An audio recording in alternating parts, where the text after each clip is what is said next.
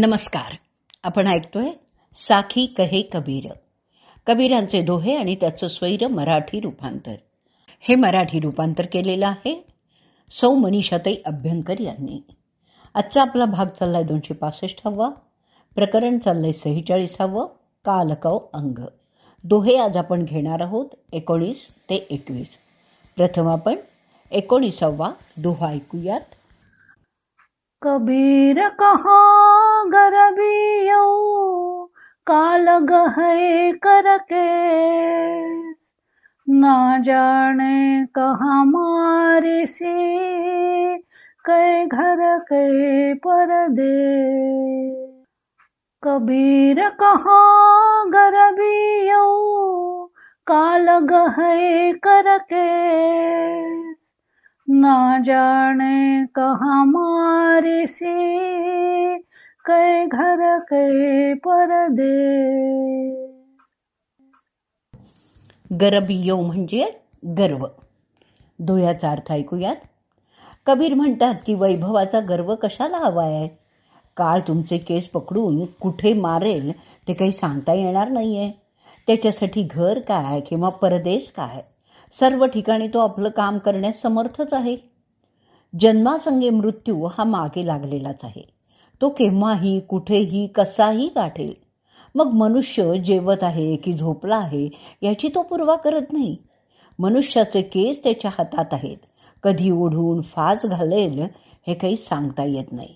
तेव्हा धन, हवेल्या, विद्या वगैरे गोष्टींचा गर्व काय कामाचा आहे? आता आपण या दोह्यावरची मराठी साखी ऐकूयात.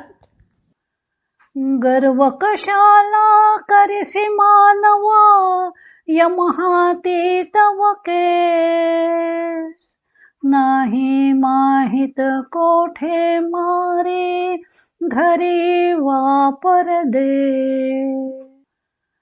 गर्व कशाला करिसी मानवा, यमहाती तव केस.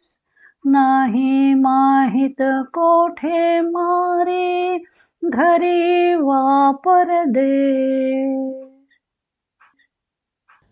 पुढचा दोहा ऐकूयात 20वा. कबीर जंत्र न बाजे टूट गए सब तार. जंत्र बिचारा क्या करे चला बजावन हार. कबीर जंत्र न बाजे टूट गए सब तार.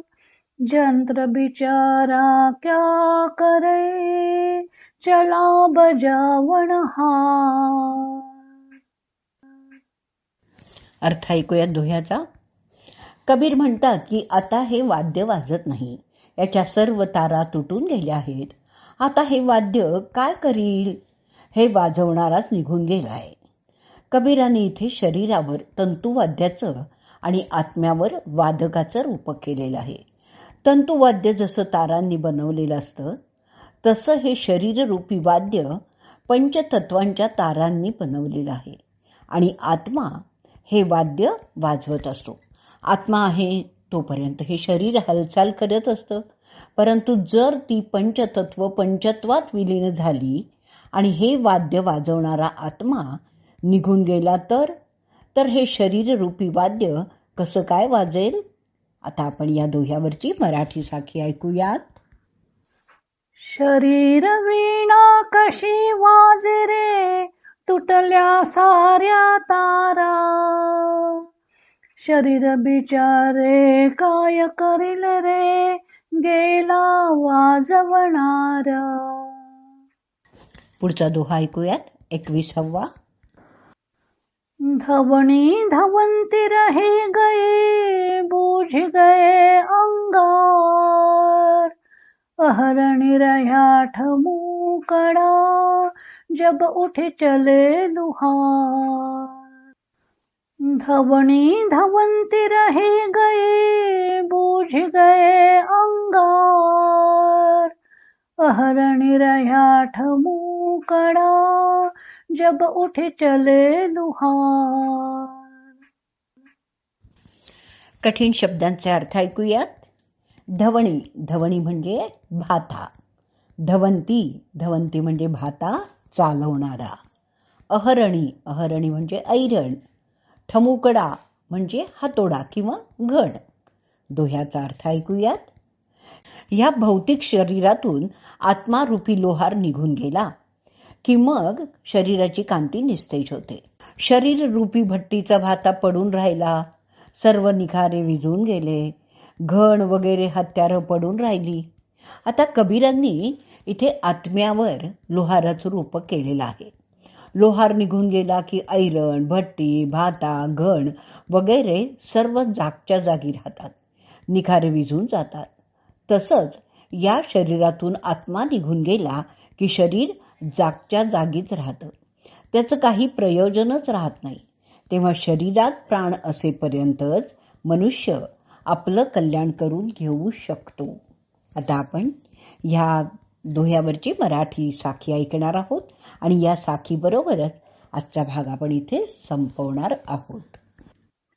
घन भाता ऐरण राहिली, विझून गेला अग्नी.